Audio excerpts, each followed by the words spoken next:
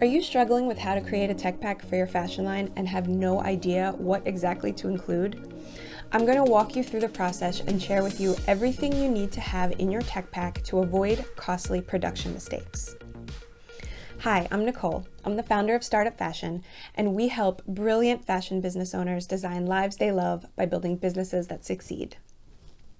If you're in the idea stage of your fashion business and find the development and production process to be overwhelming and confusing, you're not alone. In this video, I'm going to give you the step-by-step process for creating a tech pack so that you can make sure you go from development to production with minimal hiccups. Once you know you're ready to work with a factory, you've researched which factories make sense for your brand, and you've started to have a dialogue, one thing you need to have ready to present to your factory is a tech pack. You don't want to wing it with this one. The wrong info in your tech pack could mean the wrong finished sample. The more detail you can give them, the less room for mistakes. The clearer you make your requests, the less likely there will be misinterpretations. The more you have in writing, the less likely you'll be financially responsible for fixes. So let's go through the tech pack step by step. Number 1. The cover page.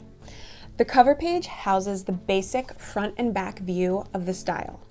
These sketches should have a white or transparent fill and not contain color or print. The sketches can be computer generated, hand drawn, or photographs. An important concept to be mindful of is to make sure that the image is proportional and clean, meaning they should not be stylized. Okay? Number 2. The inspiration page. The inspiration page houses any images which helped create the original style. If your factory is creating your pattern, the images on this page may help them to create the pattern and reach your desired aesthetic. So inspiration images may contain whole garments or detail pictures such as a close-up of a pocket or a collar. Okay? Number 3, the call-out page. The call-out page is used to articulate the type of construction and design details that should be used when constructing the garment. Use arrows to clearly mark what type of construction is to be used where. Number 4, print fabric placement page. This page is used to indicate where you would like print and or the fabric. Right? So the front and the back sketch of this style is colored in relation to the color key at the bottom of the page. This color key makes it very easy to distinguish the desired placement of each type of fabric or print. Okay, number 5, the colorway page. The colorway page identifies the colors which are to be used in the design. You need to include the color name, the color number, and the color swatch. The color number may be the Pantone color number or an original number.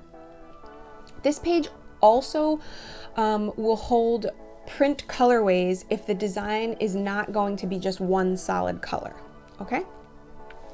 Number 6, bill of materials page. The bill of materials page is also known as the BOM, which includes all materials used in constructing the garment.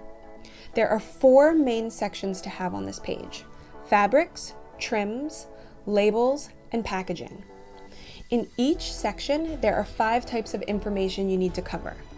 Placement, where the material will be used or in what position it will be sewn into the garment. Material, the fiber content, the identification number, or the substance the material is made of. Supplier, the provider of the goods. Color number, the item color to be used. Comments, any extra directions that are necessary. Okay? The next page, number 7, is the fold page. The fold page expresses how the garment should be folded and packed when it's shipped to the desired destination. This page should contain a series of sketches showing the step-by-step process of folding and packing. Each sketch should have a description. If sketches cannot be created, then a series of step-by-step photos with explanations is a fine alternative. As a last resort, a description without any supporting images can be used, but the explanations need to be very clear and easy to follow. Okay, Number 8, label placement page. The label placement page explains the type of label that is to be used in the product and where it should be placed. Very straightforward. Number 9, the proto specs page. The proto specs page indicates the measurements to which the pattern and first fit sample should be developed. There are 5 columns of information on this page. The point of measure, which is the POM, indicates how each part of the style needs to be measured to ensure the product is the correct size and fits correctly. The description expresses how and what needs to be measured in correlation to the POM. It should be specific enough to relay what and how the point should be measured. The requested indicates the actual measurements that the product should be developed from. The tolerance indicates the most a measurement is allowed to be over or under the requested measurement. This number is very important during production so that the specs of the products are in the approved range of measurements. The comments is for adding important notes. Okay, page 10, the first fit specs page.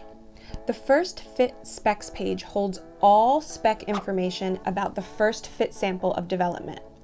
It includes all 5 columns of information in the proto specs and adds these additional columns. The actual column is the area in which the measurement of the fit sample are inputted to help visually compare them to what the specs were that were requested. The revised column is the area to input the measurements that the next sample or production should meet. Okay? Page 11, the second fit specs. So the second fit specs page is identical to the first fit specs page. Okay? And then page 12 is the first fit comments page. The first fit comments page includes all corrections that need to be made to the first fit sample. Page 13 is the second fit comments page. The second fit comments page is exactly the same as the first fit comments page, noting any errors in fit and construction. And then number 14 is the graded specs page. The graded specs page holds the measurements for all the different sizes that you will put through to production. So what is the size range? So that is a lot, I know, but it's important to get your tech pack right because it's the instructions for how your product should be made and it's what your factory looks to create your products. So if you're working on your tech pack and you would prefer not to start from scratch, we do have a tech pack template in our shop that lays everything out for you in an easy to fill in blank format. So you can get that here and make things much, much easier for yourself. Okay, that's it. See you next time.